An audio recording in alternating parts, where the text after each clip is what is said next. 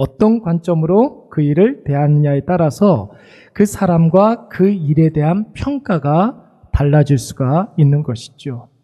여러분, 하나님 말씀도 마찬가지입니다. 어떤 관점으로 하나님 말씀을 보느냐. 이게 굉장히 중요한 거예요. 말씀을 대할 때 어떤 관점으로 그 말씀을 보느냐에 따라서 진실한 하나님의 그 말씀의 사람이 될 수도 있거니와 말씀에 진위와는 상관없는 불신자로, 교회는 다니지만 불신자로 전락해버릴 수가 있는 것입니다. 여러분, 이를테면 이런 거예요. 어떤 분들은 하나님의 말씀을 철저히 좀 이렇게 기복주의 관점으로 보는 그런 분들이 더러 있습니다. 그래서 창세기부터 요한계시록까지 세속적인 어떤 복을 받는 관점으로만 이렇게 말씀을 보게 되는 것이죠. 그래서 하나님을 인간의 욕망을 채우는 하나의 잡신 취급을 하는 그런 분들이 있습니다. 여러분, 오늘날 우리 주변에 있는 수많은 교회들이 있고 또 목사님들이 많이 있는데 여러분 한번 생각을 해보세요. 세속적인 복만을 강조하는 교회, 세속적인 복만을 강조하는 목사, 여러분 우리 주변에 얼마나 많이 있는지 모릅니다. 여러분, 예수 믿으면 무조건 다 부자가 되어야 합니까? 한번 생각을 해보세요. 예수 믿으면 사고가 있으면 안 됩니까? 예수 믿으면 무병장수해야 되는 것입니까? 여러분, 그런 식으로 성경과 신앙을 기복적인 그런 관점으로만 보면은 성경에 나오는 가난했던 사람들, 병들었던 사람들 우리가 어떻게 해석해야 됩니까? 여러분, 바울도 돈이 많은 사람이었어요? 잘 한번 생각을 해보세요. 바울 가난한 사람이었습니다. 그리고 병을 늘 달고 살았던 사람이었습니다. 여러분, 그런 측면에서 보면은 사도 바울은 실패한 인생이잖아요. 나사로는 여러분 어떻습니까? 그의 마지막으로 그의 직업이 뭐였어요? 직업은 무슨 직업입니까? 나사로는 그 앞에 붙는 수식어가 있잖아요. 뭐예요? 거지 나사로.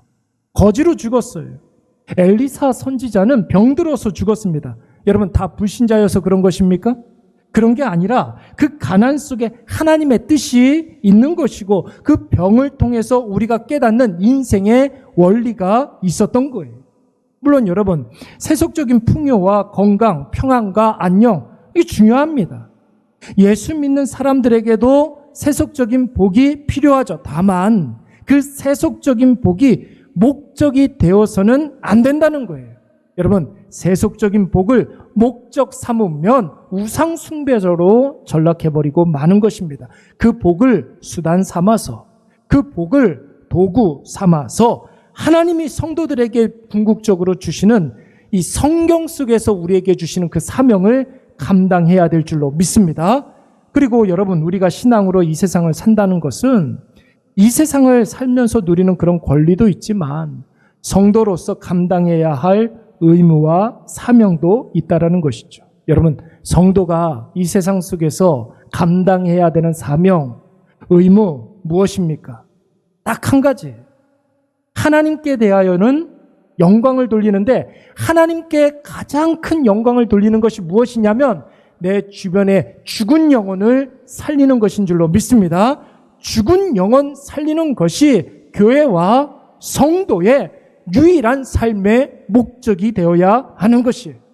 그래서 여러분 늘 말씀을 드리지만 하나님이 나에게 주신 것, 하나님이 나에게 그 복을 통하여서 나 있는 곳을 하나님 나라로 만들어야 되는 거예요.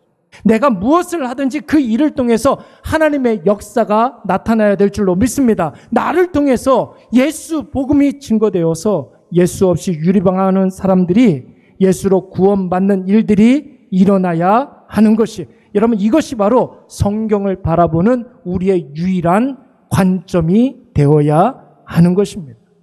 한 율법사가 예수님을 찾아왔어요. 수백 개 되는 율법 가운데 어떤 율법이 가장 중요한 것입니까? 질문을 했습니다. 물론 질문의 의도가 예수님을 올무에 빠뜨리기 위해서 이런 질문을 했습니다. 여러분, 물론 질문은 구약의 율법 중에 가장 중요한 율법이 무엇인가? 이런 거예요. 어떤 관점으로 성경을 바라봐야 되는가? 이 질문하고 똑같은 것입니다. 여러분, 이 질문을 들은 예수님께서 뭐라고 말씀하셨습니까? 하나님을 사랑하는 것이 가장 큰 율법이라는 것이죠. 하나님을 사랑하는 그 관점으로 모든 율법을 대해야 하고 구약에 나와 있는 모든 성경들을 바라봐야 한다는 것이, 하나님을 사랑하되 마음을 다하여서 목숨을 다하여서 뜻을 다하여서 주 너의 하나님을 사랑하는 것이 첫 번째이고, 두 번째도 첫 번째와 똑같은 비중으로 해야 할 것이 있는데, 하나님을 100으로 사랑한다고 한다면 하나님을 사랑하는 그만큼으로, 그 비중으로 내 이웃을 내 몸과 같이 사랑해야 된다라고 말씀하고 있습니다. 하나님을 이만큼 사랑한다면 사람 사랑도 이웃 사랑도 그 하나님을 사랑하는 것만큼 사랑해야 된다는 거예요. 그러니까 쉽게 이야기하면 하나님을 사랑하는 그 사랑으로 이웃을 사랑해야 한다는 것이죠. 하나님 앞에서 참된 이웃이 되어야 한다는 것이, 중요한 것은 순서입니다. 순서. 이웃을 먼저 사랑하고 하나님을 나중에 사랑하는 것이 아니라 하나님을 먼저 사랑하고 그 다음에 이웃을 사랑하는 것입니다. 우리의 마음이 하나님께 집중되어서 그 하나님을 사랑하는 마음으로 이웃을 대해야 한다는 것이죠. 여러분 보세요. 누군가를 사랑하게 되면 그 사람이 좋아하는 것을 나도 좋아하게 되지 않습니까? 전에는 전혀 관심이 없던 분야인데 사랑하는 사람이 그 일을 좋아하니까 나도 덩달아 좋아하게 되는 그런 경우들이 종종 있습니다. 제가 아는 어떤 분은 평생을 강아지하고는 전혀 상관없이 살았던 그런 분이 한 분 계시는데, 결혼하고 난 다음에 아내가 강아지를 너무 좋아해가지고 그 아내보다도 결혼한 이후에 강아지를 더 좋아하는 그런 분들이 있더라고요. 그런 경우들이 종종 있어요. 여자분들도 그런 분들이 있죠. 야구, 스포츠, 이렇게 축구 이런 거 전혀 모르고 룰들 모르던 그런 사람인데 남편이 너무 좋아하니까 같이 보다 보니까 자기가 특별히 응원하는 팀도 있고 자기가 좋아하는 그런 선수도 생기고 이런 경우들이 종종 있습니다. 여러분 이것이 바로 우리 한 사람 한 사람이 이 세상에 존재하는 목적이에요. 우리가 하나님을 사랑하게 되면 하나님이 사랑하는 것들을 우리도 사랑하게 되는 것이죠. 여러분 하나님께서 사랑하는 것이 뭡니까? 하나님께서 너무나 사랑하셔서 친히 그 손으로 빚어 만드신 하나님의 사람들, 그 사람들을 너무나 사랑하기 때문에 우리도 하나님을 사랑한다고 한다면 우리 주변에 있는 이웃들을 사랑해야 될 줄로 믿습니다. 그런데 여러분, 죄로 인해서 사망 가운데 있는 사람들은 그 사명과 목적을 알 수도 없고 깨닫지도 못하고 혹시 깨닫는다 할지라도 자신의 힘으로 그 일들을 감당할 수가 없어요. 왜 그렇습니까? 인간은 뭐이기 때문에? 죄인이기 때문에 그런 거예요. 인생의 목적, 참된 목적을 자기 스스로 발견할 수도 없거니와 깨달을 수도 없고 혹시 깨닫는다 할지라도 자기의 힘으로 감당할 수가 없는 거예요. 하나님 입장에서 보면 여러분, 인간이 원래 하나님이 창조하신 목적대로 이 세상에 존재하기 위해서는 먼저 이 죄의 문제를 해결해야 할 터인데 인간은 스스로 자신의 죄의 문제를 해결할 수가 없잖아요. 여러분 그래서 누가 오셨습니까? 예수 그리스도가 이 땅 가운데 오신 거예요. 예수님이 인간의 본연에 창조된 그 의도대로 되돌려 놓기 위해서 이 땅에 오신 줄로 믿습니다. 하나님과 사랑을 회복시키기 위해서, 나와 하나님과의 그 사랑을 회복시키기 위해서 예수님께서 이 땅에 오셨다는 거예요. 끊어졌던 하나님과 인간의 그 관계를 복원시켜 놓고 속고 속이고 먹고 먹히는 인간관계를 종식시키기 위해서 참된 사랑을 보여주시고 진실한 희생을 보여주시고 온전한 섬김을 우리에게 보여주신 줄로 믿습니다. 그래서 우리가 예수님을 나의 구원자, 나의 주인님으로 고백하고 또 선포한다면 첫째, 여러분 우리의 존재가 그래서 변화되는 거예요. 죄로 말미암아 사망 가운데 빠져 있었던, 완전히 죽었던 죄인이 이제 하나님의 자녀가 된 줄로 믿습니다. 우리가 하나님의 자녀다, 하나님의 자녀다 이렇게 이야기할 때는 존재의 변화를 의미하는 거예요. 우리는 더 이상 죄의 올무에 얽매여 살아갈 수가 없습니다. 우리는 더 이상 사망 가운데 빠져있는 자들이 아닙니다. 예수 그리스도로 말미암아 우리는 하나님의 자녀가 된 줄로 믿습니다. 존재가 달라진 거예요. 여러분 존재가 달라지면 뭐도 달라지나요? 인생의 목적도 달라지는 거예요. 여러분 달라진 인생의 목적을 이야기할 때는 호칭이 달라집니다. 우리를 그리스도인이라고 이야기하는 거예요. 방향과 목적의 변화를 걷게 되면은 그리스도의 길 위에서 그리스도의 가르침을 받고 그리스도와 함께 살아가는 그리스도인이 되는 것이죠. 여러분, 그리스도께서 이 세상에 오셔서 하신 일이 무엇입니까? 죽은 영혼 뭐 했어요? 살리셨잖아요. 그리스도께서 가르쳐 주신 것은 무엇이냐면 살리는 법을 가르쳐 주셨어요. 살리기 위해서는 내가 먼저 죽어야 된다라고 선포했어요. 그리스도와 함께 살아간다는 말은 무엇을 의미하는 것입니까?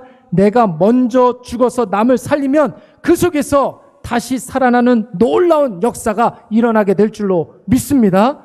죽은 그 자리에서 다시 살아나는 놀라운 역사가 일어나는 거예요. 그래서 예수님께서 죽은 자 가운데서 다시 살아나시는 줄로 믿습니다. 그래서 우리가 이렇게 이야기할 수 있는 거예요. 하나님 사랑과 이웃 사랑을 더해지면은 그것이 바로 그리스도인의 길이 되는 것입니다. 우리가 살아가는데 두 가지만 하면 되는 거예요. 그래서 뭘 해야 되겠습니까? 먼저는 하나님께 대해서는 뜨겁게 하나님을 사랑하시기 바랍니다. 매 순간마다 기도할 때마다 하나님 사랑합니다. 하나님 사랑합니다. 고백하시기 바랍니다. 그리고 여러분 그 사랑의 고백을 가지고 누구에게 가야 됩니까?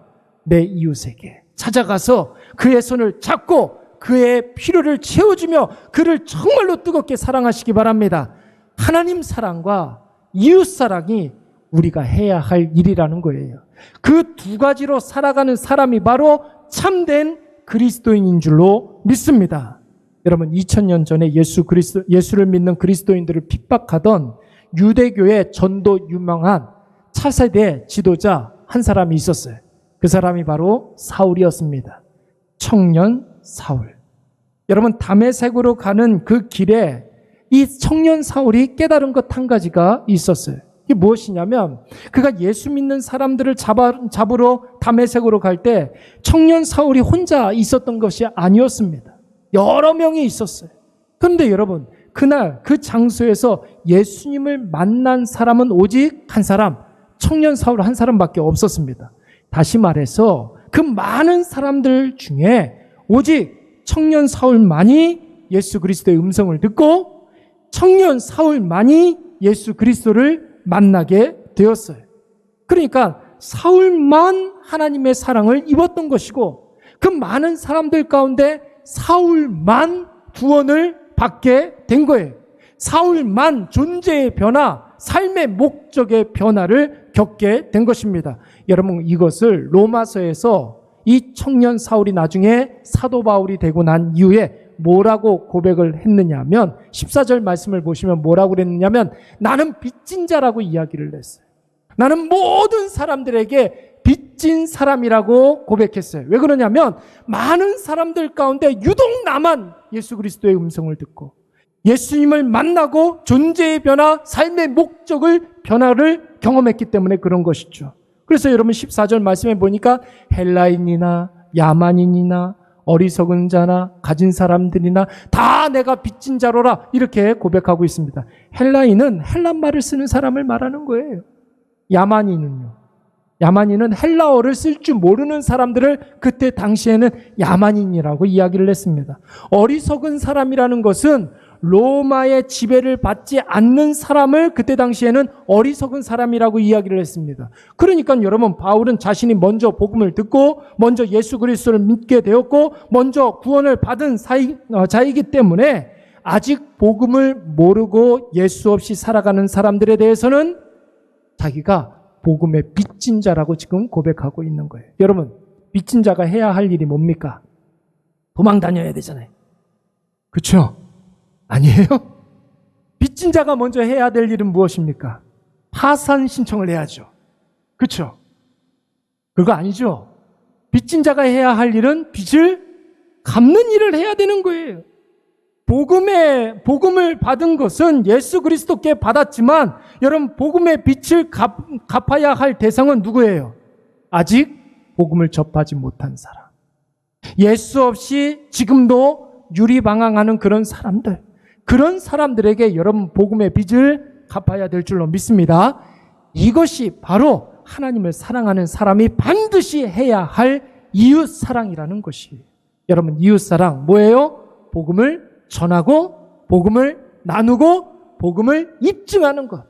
그것이 바로 이웃사랑인 줄로 믿습니다. 여러분 보세요. 오늘날 하나님을 사랑한다는 사람 참으로 많습니다. 올바로 신앙생활을 하고자 하는 그런 분들도 굉장히 많이 있어요. 그런데 여러분, 문제는 무엇이냐면 하나님을 사랑하되 나름대로 하나님을 사랑하고 있다는 거예요. 올바로 신앙생활을 한다고 하지만 자기 나름대로 신앙생활을 하고 있는 거예요. 여러분, 우리의 신앙과 하나님을 사랑하는 그 사랑은 무엇을 기준으로 해야 됩니까? 말씀을 통해서. 오직 말씀을 기준으로 해서 하나님을 사랑하고 뿐만 아니라 올바른 신앙생활을 해야 되겠죠. 말씀이 우리에게 가르쳐주고 있는 이웃사랑이 무엇입니까? 예수 그리스도를 전하고 나누고 입증하는 것이.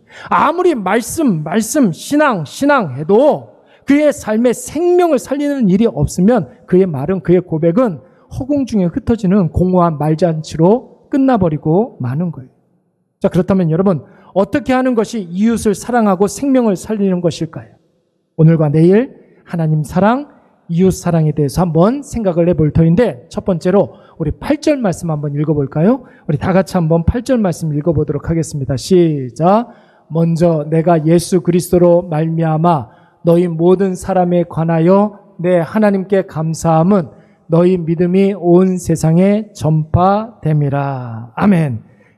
사도 바울이 로마에 살고 있는 그리스도인들이 세상에서 칭찬받고 있다라는 것에 대해서 어떻게 했다고 그랬습니까? 감사하다고 했어요. 한 번도 본 사람, 내가 한 번도 본 적이 없는데 예수 믿는 그리스도인들이 로마에서 칭찬받고 있다라는 것 때문에 사도 바울의 마음속에 넘치는 감사가 있었습니다. 여러분, 그리스도인의 이웃사랑, 생명을 살리는 일이라는 것은 무엇이냐면 남이 잘 되는 것을 기뻐하고 감사하고 칭찬할 수 있는 것이 바로 여러분 이웃사랑이고 생명을 살리는 일이라는 거예요. 여러분, 우리말에 이런 말 있죠. 이웃이 땅을 사면 배가 아프다. 그런 말이 있어요. 여러분, 이것은 모든 만국의 모든 나라들의 공통적인 인간의 특징이에요. 본성이 그래요. 죄된 본성입니다. 그러나 여러분, 우리의 존재가 변한다고 그랬잖아요. 예수 그리스도를 만나면. 또 뭐가 변한다고 그랬어요? 삶의 목적도 달라진다고 그랬습니다. 그렇기 때문에 존재가 바뀌고 삶의 목적이 바뀌게 되면 내 이웃이 잘 되면 같이 기뻐하고 같이 감사해야 될 줄로 믿습니다. 왜 그래요, 여러분? 그 이웃이 하나님이 사랑하는 사람이기 때문에 그런 거예요. 하나님이 사랑하는 사람이 잘 돼요.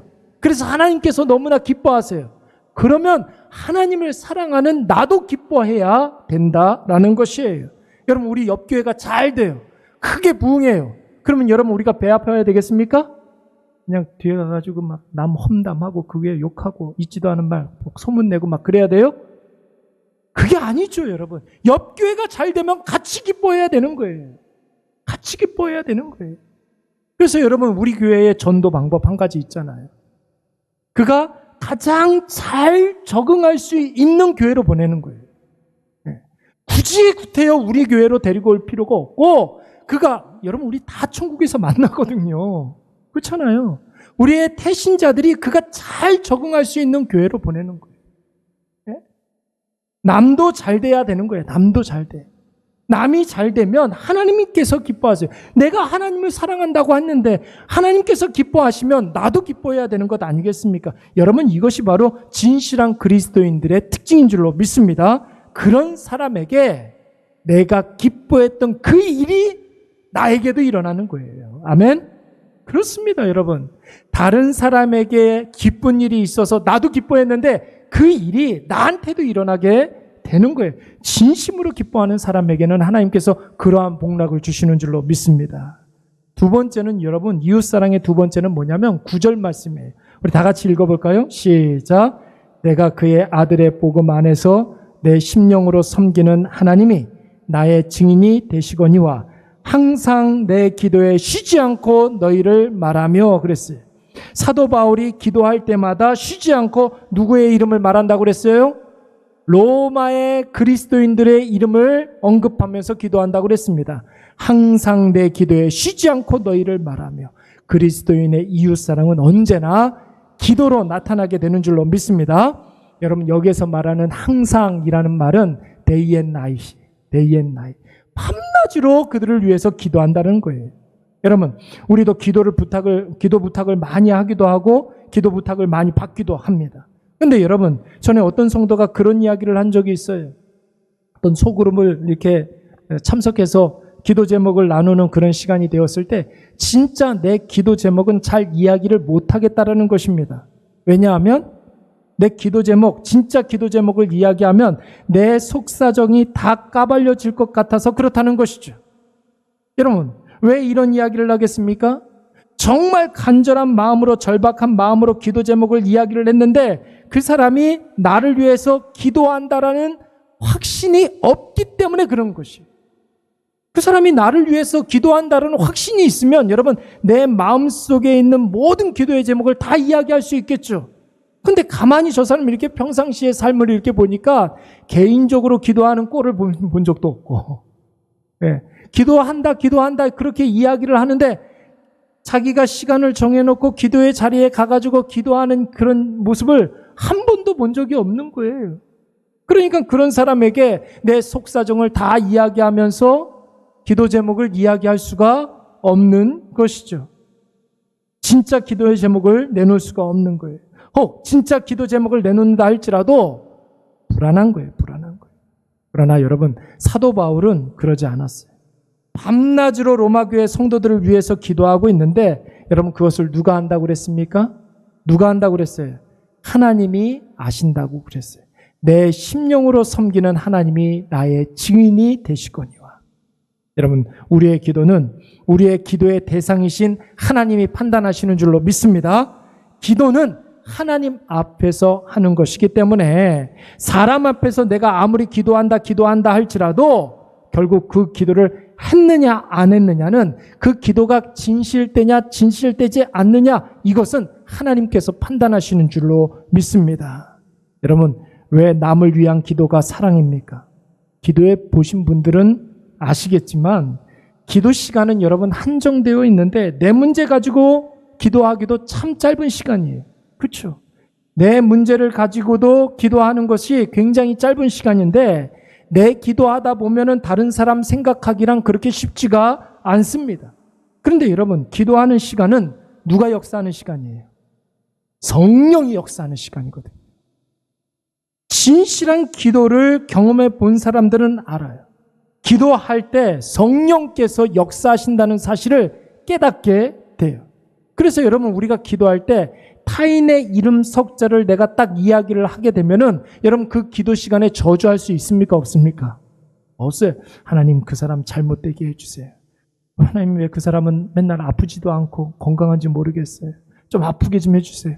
이렇게 기도할 수 있어요?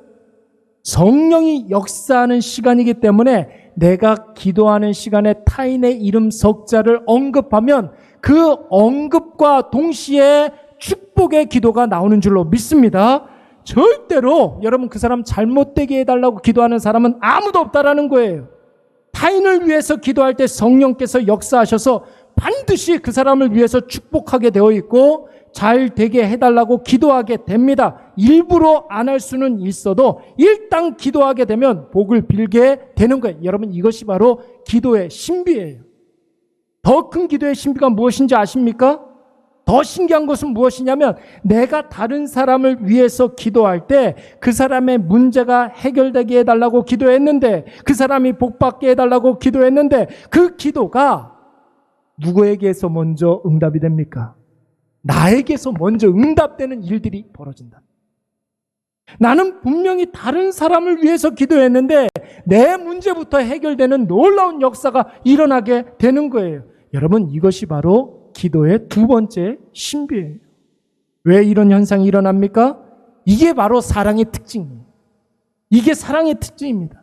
사랑은 여러분, 퍼주면 퍼줄수록 많이 남잖아요. 그걸 보여주는 것이 만나와 메추라기 오병이어의 역사인 거예요.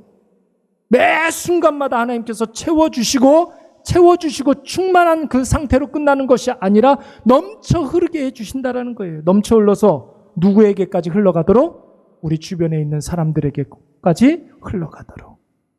여러분, 오늘 우리가 이웃사랑의 두 가지를 생각을 해보았어요. 여러분, 이웃사랑 두 가지 무엇입니까? 첫 번째, 남 잘 되는 것을 바라는 거예요. 남 잘 되는 것을 바라는 것이고, 그래서 그 사람을 위해서 뭐 하는 것입니까? 진심으로 기도해 주는 거예요. 여러분, 이것이 바로 예수님께서 우리를 위해서 하시는 일이에요. 지금도 우리를 위해서 하시는 일이에요. 하나님 우편에서 우리를 위해서 뭐 한다고 그랬어요? 너희를 위하여 친히 간구하시느니라. 그리고 우리가 잘 되기를 바라시는 거예요. 예수님께서 우리 한 사람 한 사람에게 잘 되기를 바라시고, 우리가 기뻐하면 예수님도 기뻐하시고, 우리를 위해서 지금도 기도하시는데, 여러분, 그렇다면 오늘 우리는 무엇을 해야 되겠습니까? 타인을 위해서 기도해야 될 줄로 믿습니다. 다른 사람들이 잘 되기를 바라야 될 줄로 믿습니다. 다른 사람들이 기뻐하는 것을 보고 우리도 기뻐해야 되는 것이고, 다른 사람이 슬퍼하는 것을 보고 우리도 슬퍼해야 될 줄로 믿습니다. 넓은 마음이 되어야 하는 거예요. 넓은 마음이 되어서 그 마음으로, 간절한 마음으로 기도할 때 내 문제부터 해결되어지고, 그 문제로 말미암아 하나님 아버지 앞에 너와 내가 함께 영광 돌려드리는 귀한 은혜의 역사가 일어나시기를 간절히 축원합니다. 우리